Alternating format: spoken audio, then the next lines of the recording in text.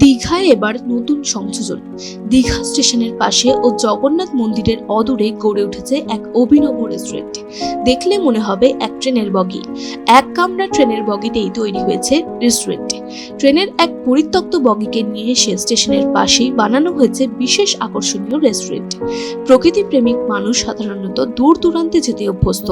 দীঘায় এলে ট্রেন থেকে নেমেই এই বিশেষ বগির ট্রেনে উঠলেই নানা পদের খাবার পাবেন পর্যটকরা। বিরিয়ানি থেকে চিলি চিকেন, তন্দুরি থেকে বার্গার, সব ধরনের ফাস্টফুড খাবার পাবেন এখানে। শীততাপ নিয়ন্ত্রিত এই এক বগি ট্রেনের কামরায় কেউ এলে এক অন্যরকম অনুভূতি পাবেন। রেলকোচ রেস্টুরেন্ট সেনাপতি এন্টারপ্রাইজের পরিচালনায় গড়ে উঠেছে। রেলের তরফ থেকে একটি বিশেষ উদ্যোগ। একদিকে সৌন্দর্যায়ন, অন্যদিকে দীঘায় আগত পর্যটকদের জন্য নতুন আকর্ষণ। এক কামরা ট্রেনের বগিতে বসে একান্তে আলাপচারিতা করতে করতে খাবারের আস্বাদ নিতে পারবেন দীঘায় আগত পর্যটকরা। দীঘা স্টেশনে ঢোকার মুখেই এই অভিনব রেলের কামরা রয়েছে।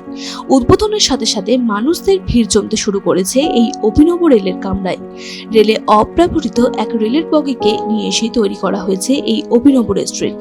বলা যায় দীঘার সৌন্দর্যায়নে এক নতুন পালকের সংযোজন। দিনের পর দিন দীঘায় পাল্লা দিয়ে বাড়ছে পর্যটকদের সংখ্যা। ভ্রমণ প্রিয় বাঙালির কাছে এই রেস্টুরেন্টের আকর্ষণীয় হয়ে দাঁড়াবে আগামী দিনে। দীঘা এলে অবশ্যই ঘুরে যান এই অভিনব রেলের কামরায়। ভ্রমণ প্রিয়াসী মেচেদার বাচিক শিল্পী অসিত মল্লিক বলেন, আমরা রেলের এসি কোচের রেস্টুরেন্টে খাওয়া দাওয়া সারলাম, সত্যি অভূতপূর্ব। দীঘায় বেড়াতে না এলে বুঝতেই পারতাম না একটা সুন্দর জিনিস রয়েছে।